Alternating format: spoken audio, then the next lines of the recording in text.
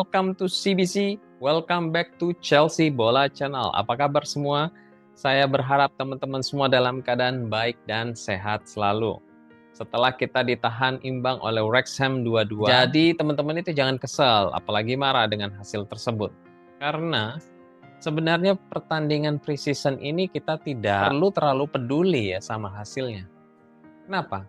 Karena mau menang 3-0, 5-0 itu tidak akan berarti apa-apa. Mau mencetak gol atau kebobolan, itu it doesn't matter ya, karena tidak ada di klasemen. Karena tujuan utamanya dari pre-season ini adalah meningkatkan kebugaran pemain, yaitu fitnessnya pemain ini bagaimana setelah kembali liburan. Kemudian melihat staminanya setelah 2 atau 3 minggu berlatih, lihat sejauh mana nih ketahanan tubuh dari para pemain, apakah sudah terbangun chemistry satu sama lain. Kemudian ada kombinasi antar pemain dalam membangun serangan ataupun dalam melakukan pertahanan. Individual performance ya. Kemudian berapa kolektifnya permainan yang dibangun oleh Chelsea.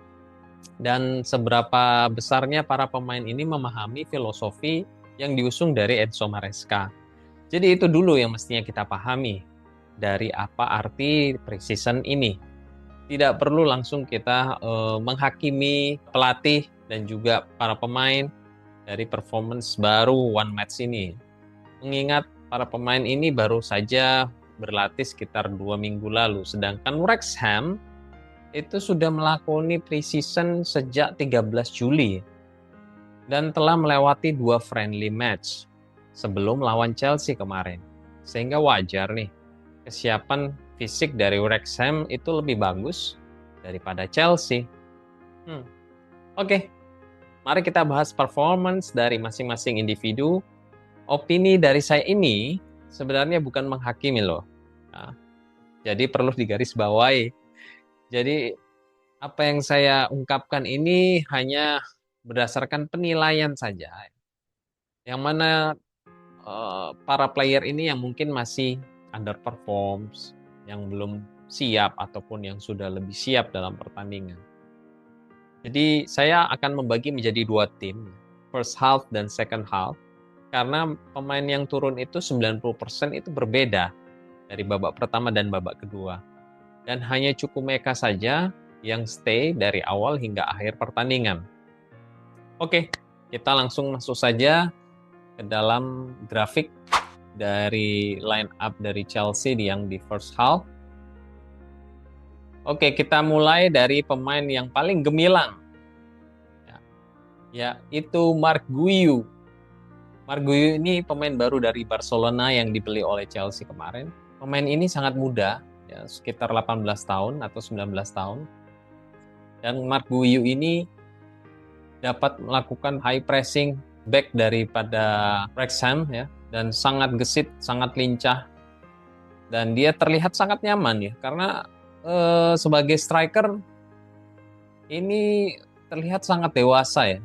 Dan dalam menjemput bola dia berani main ke dalam untuk berkombinasi dengan Nkunku dan George, begitu juga dengan Madueke, dan daya juangnya sangat tinggi.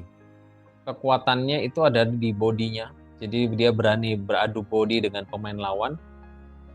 Jadi dia itu benar-benar sebagai striker yang komplit. Sayang sekali dia belum bisa mencetak gol di pertandingan ini. Dan Marc Guiu ini mengingatkan saya kepada striker yang pernah dulu dipunya oleh Chelsea, yaitu Diego Costa. Ya, secara permainannya sangat-sangat hampir mirip. Oke, yang kedua saya membahas tentang Nkunku. Yang Nkunku ini bermain cukup bagus, cuma saya mengekspektasikan lebih bagus lagi, seperti pre-season sebelumnya. Dan ada kemungkinan tidak terlalu maksimal ya, karena dia di posisi sebelah kiri, attacking midfield sebelah kiri. Biasanya dia bermain di attacking midfield sebelah kanan, itu atau di tengah, itu natural position dia. Karena mungkin di kiri ini, jadi dia kurang bisa berkembang ya, karena bukan natural positionnya dia. Dan kita tahu saat ini kita punya pemain baru yang untuk diproyeksikan untuk menempati di posisi ini, yaitu Dewsbury Hall ya. Cuma mungkin karena fitnessnya belum cukup baik sehingga tidak diturunkan. Jadi saya berharap kalau Dewsbury Hall mengisi posisi Nkunku di posisi 8 sebelah kiri ini, Nkunku ini tetap menjadi salah satu pilar utamanya dari Chelsea dengan menempati di posisi kanan winger ini, gantikan Madueke. Karena saya rasa Nkunku ini lebih bagus daripada Madueke. Dan di sebelah kanan sini itu ada Palmer ya. Jadi di sini ada Dewsbury Hall, di sini ada Palmer. Jadi akan kesulitan buat Nkunku kecuali menjadi striker atau dia menjadi right winger. Oke, next kita akan bahas sayap kanan ya teman-teman. Yaitu Madueke. Yes, Madueke ini benar-benar ya. Aduh, parah banget. Hancur-hancuran. Itu, karena crossingnya itu tidak jalan. Dan crossing pun itu sangat jelek ya. Jadi tidak mengenai dari target.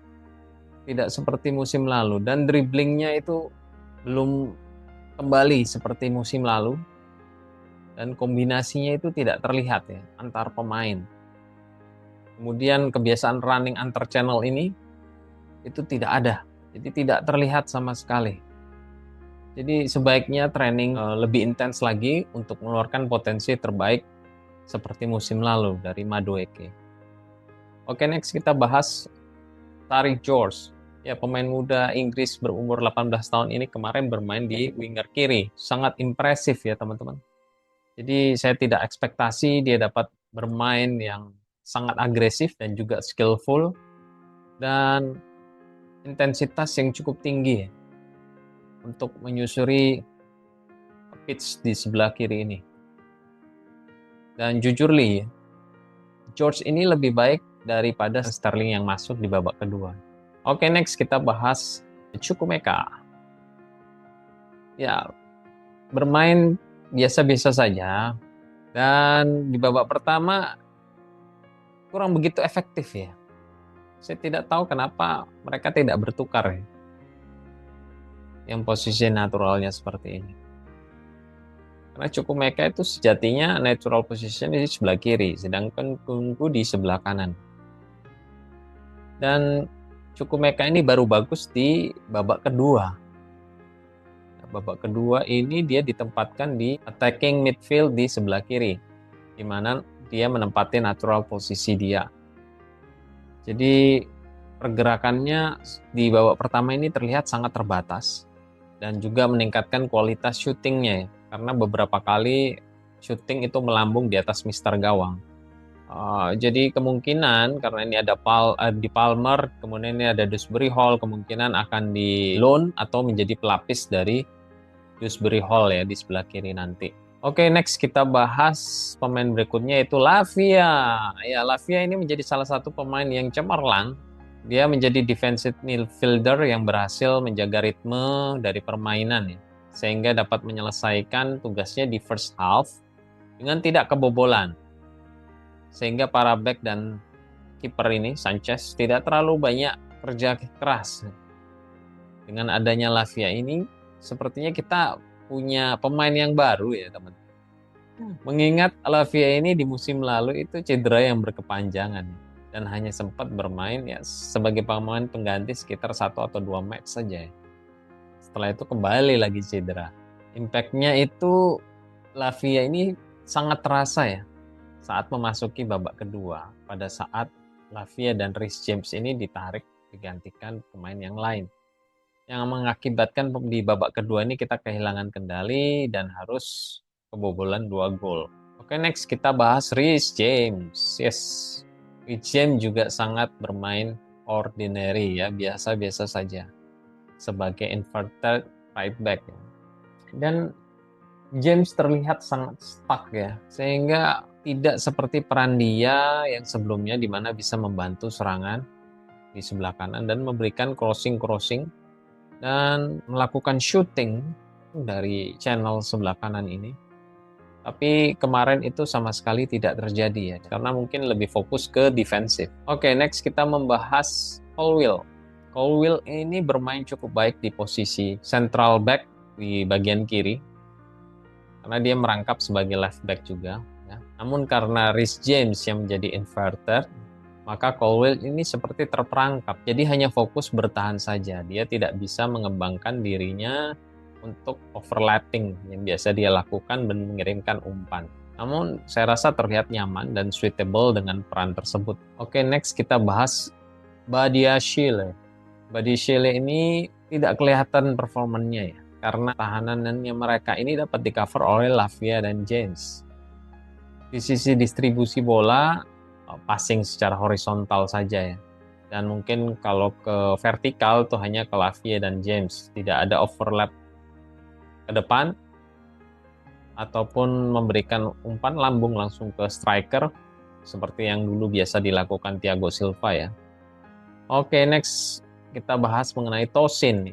Tosin juga sama halnya dengan Badiashile dan Colwill, yaitu bermain biasa saja di center back kanan, tapi sepertinya ya, saya rasa itu tidak cocok. Dia ditempatkan di sisi central back bagian sebelah kanan.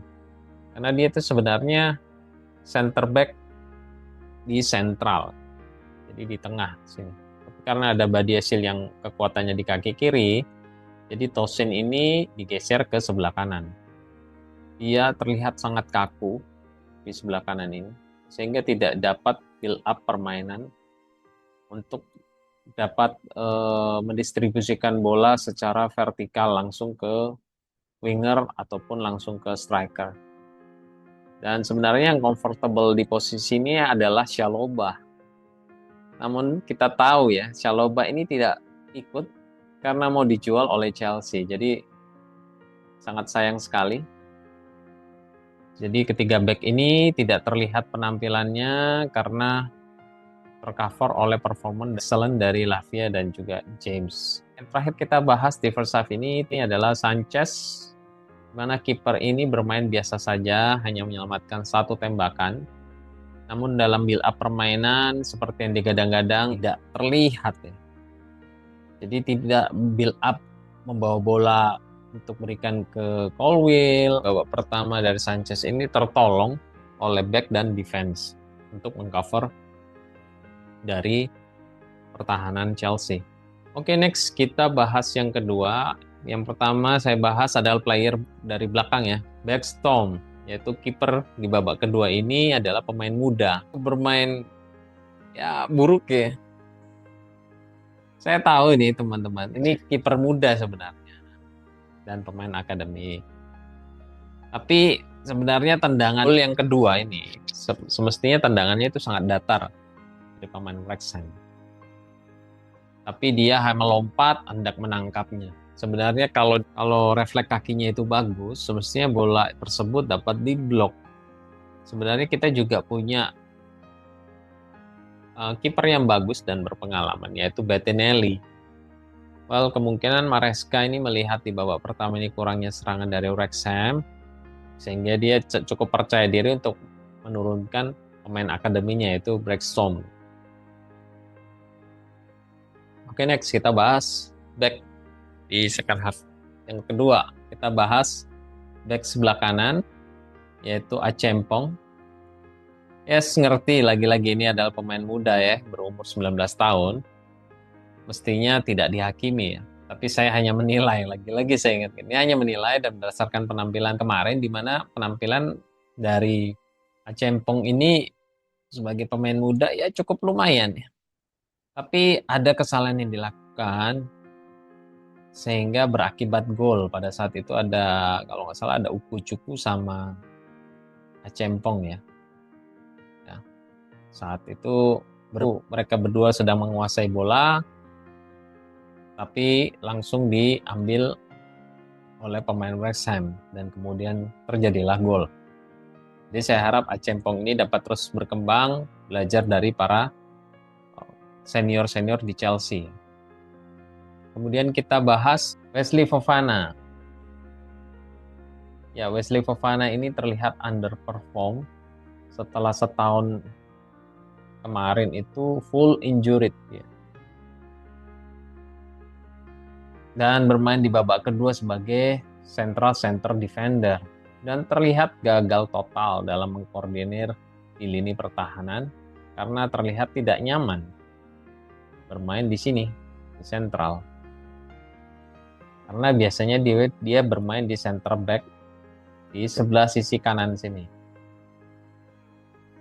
Dan dia beberapa kali mencoba bermain offside trap. Namun sepertinya tidak nyambung. Sehingga terlihat lubang di central back ya. Di sini. Oke, next kita bahas selanjutnya adalah Chilwell, center back sebelah kiri. Ya, saya bingung ya, sejak kapan Chilwell ini sebagai center back ya? Karena hasilnya sudah kita duga ini hancur-hancuran ya. Beberapa kali telat nutup dan tidak punya insting bola lambung, sehingga seringkali itu miss juga antisipasi bola lambung di sini. Dan kita tahu semua bahwa titik lemahnya dia selama menjadi wingback ini adalah bertahan, karena dia lebih overlapping ke depan. Jadi makanya saya kemarin bilang kalau misalkan dia bermain sebagai winger itu masih memungkinkan lah ya. Karena sering maju dan overlapping di sisi sebelah kiri penalty box dari lawan. Tapi kalau soal pertahanan dia itu sering sekali keteteran saat apalagi kena serangan balik. Jadi benar-benar di babak kedua ini seperti kita bermain 10 pemain karena Ben Chilwell ini seperti tidak ada ya. Tidak eksis. Dan gol pertama dari Wrexham itu adalah di sisi kiri karena Chilwell terlambat menutup. Kemudian berikutnya kita bahas pemain ke-16 yaitu Andre Santos. Ya, Andre Santos bermain biasa saja. Mungkin selain karena umurnya masih muda dan juga jam terbang yang sangat kurang, jadi bermainnya seperti itulah apa adanya. Dan kita semua tahu bahwa setelah pramusim ini dia akan melanjutkan permainannya di Strasbourg ya sebagai pemain pinjaman di sister company dari Chelsea. Next kita bahas Ugo Chukwu. Ugo Chukwu ini penampilannya juga sangat biasa-biasa saja. Namun karena dia saat mencetak gol dari sini ya teman-teman, itu ada nilai plusnya ya. Soalnya dia bersama Santos nih kewalahan menahan serangan dari Wrexham. Ditambah lagi nih backnya Chilwell yang jadi center back. Nah, jadi saya rasa di second half ini kurang berpengalaman semua ya. Atas posisi-posisi yang baru ditempatinya ataupun mungkin belum pernah menjadi tim utama seperti Santos maupun Ugo Chukwu. Ini agak sedikit jet lag ya. Jadi perlu banyak training lagi dari Enzo Maresca untuk membiasakan mereka bermain. Oke, next kita bahas Gusto, our inverted back. Tapi saya lihat dia lebih ke depan daripada Santos dan Ugo Chukwu ya. Apa saya salah atau bagaimana ya teman-teman? Karena saya lebih lihat Gusto itu running through the channel ya. Sampai sini ya. Dia akhirnya sempat 1-2 dengan Sterling. Dan dia shooting itu atau dia mengirimkan umpan tapi Sterlingnya telat menjemputnya ya. Jadi saya nggak tahu posisinya ini dia inverted atau menggantikan Nkunku ya. Di sisi sebelah kanan. Dia bermain cukup baik sebenarnya dalam membangun serangan karena mampu berlari, ya, tadi saya sebut. Karena mampu berlari cukup kencang, namun sering keteteran pada saat serangan balik. Dan saya merasa ada yang kurang dari Gusto karena biasanya Gusto ini salah satu player yang memanjakan striker dengan crossing yang diberikan dari sisi kanan ini, baik crossing datar maupun crossing lambung. Karena filosofi yang diusung Enzo Maresca ini inverted right back, maka Gus Dur cenderung main di tengah. Bahkan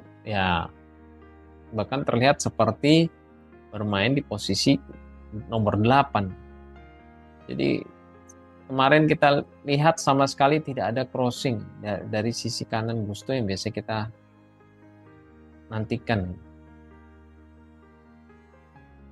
Jadi saya rasa ini Gusto itu lebih bagus dan nyaman bermain di right back dan membantu serangan dari sisi kanan dan memberikan crossing dan terkadang juga shoot dari sisi kanan sini. Oke, next kita bahas Angelo Gabriel. Ya, ini sebenarnya bermain tidak terlalu bagus. Tapi dia satu-satunya pemain yang terbaik di babak kedua ini. Karena beberapa kali menunjukkan skill yang cukup bagus untuk menyusuri sisi kanan ini. Begitu juga dengan delivery bolanya ya. Namun crossing masih perlu diperbaiki. Dan menahan umpan misalnya dari Sterling memberikan umpan kepada Angelo itu masih sering salah antisipasi. Ya, well again ya karena Angelo ini masih muda ya dan jam terbang juga belum terlalu cukup tinggi sehingga perlu lebih sering lagi turun bermain. Tapi jujur li Angelo ini much better ya dan Madueke di sisi winger kanan ini karena saking bapuknya Madueke di first half kemarin. Sedangkan Sterling ini kita bahas selanjutnya Sterling menunjukkan skill individu yang biasa dengan dribblingnya ya. Namun kurang kombinasi saya rasa ya dengan Chukwuemeka dan juga Broja. Dan mendistribusikan bolanya sangat buruk. Sempat mendapatkan kesempatan emas dia hampir mencetak gol namun berhasil diblok. Karena tembakannya ini sangat dekat dengan kiper. Sehingga mudah sekali ditepis. Oke, nextnya adalah Broja. Broja ini sepertinya ya teman-teman kita harus jual ya. Atau paling tidak di loan. Karena tidak bisa mengantisipasi crossing yang diberikan oleh Angelo ataupun Gusto. Dan juga tidak bisa jemput bola ke bawah. Saya rasa saya tidak melihat Broja juga shooting match kemarin. Jadi terlihat diam saja di depan menunggu bola. Kita tidak tahu apakah Broja ini bisa progres lagi atau tidak. Karena kalau berkaca dari padatnya stok striker saat ini, apakah mungkin kita bisa sabar menunggu ya, progres dari Broja ini? Soalnya jujur kalau dibanding dengan Mark Guiu ya, yang bermain di babak pertama, itu Mark Guiu itu terlihat lebih lengkap sebagai striker dibanding Broja. Karena Guiu itu lebih agresif dalam mengejar bola dan daya juangnya sangat tinggi. Jadi kalau berkaca dari match pertama ini, striker yang disimpan sepertinya Jackson dan Guiu. Serta tidak lupa Nkunku juga bisa menjadi opsi di posisi striker. Oke, jadi overall menurut saya pribadi ada 2 poin utama ya. Yang pertama itu sepertinya kurang dalam memberikan keseimbangan antar tim di babak pertama dan babak kedua. Sehingga terlihat ada kualitas yang cukup jomplang antara babak pertama dan babak kedua. Jadi babak kedua itu terkesan downgrade ya dari para pemain di babak pertama. Dan poin yang kedua ya, menurut saya ada baiknya Enzo Maresca itu menyiapkan skema backup plan atau plan B sehingga apabila skema inverted back ini dapat diredam oleh tim lawan, maka dapat dirubah menjadi pure fullback. Mengingat squad yang dipunya oleh Chelsea ini cukup mumpuni. Seperti Reece James, terus kemudian ada Gusto, sedangkan di sisi kiri ada Chilwell. Jadi sayang aja kalau stay di klub tapi tidak dimaksimalkan. Tentu saja untuk saat mengimplementasikan skema fullback ini wajib memasang satu orang deep defensive midfielder yang supaya nanti dua back ini akan terasa seperti tiga center back dan dibantu support dari dua midfielder, satu playmaker dan satu second striker yang mengisi di lapangan tengah. Jadi saat permainan inverted back sudah terbaca oleh lawan, Enzo ini dapat memainkan backup plan-nya untuk switch ke skema fullback. Gimana menurut teman-teman semua? Komen di kolom komentar ya. Oke, that's all. Wow, cukup panjang ya video kali ini teman-teman. Jangan lupa besok kembali lagi ke akun CBC ini untuk membahas hot issue seputar Chelsea. Jadi pastikan teman-teman subscribe dan juga support channel CBC ini melalui like dan share. Have a good day, take care, and keep the blue flag flying high. Come on the Blues!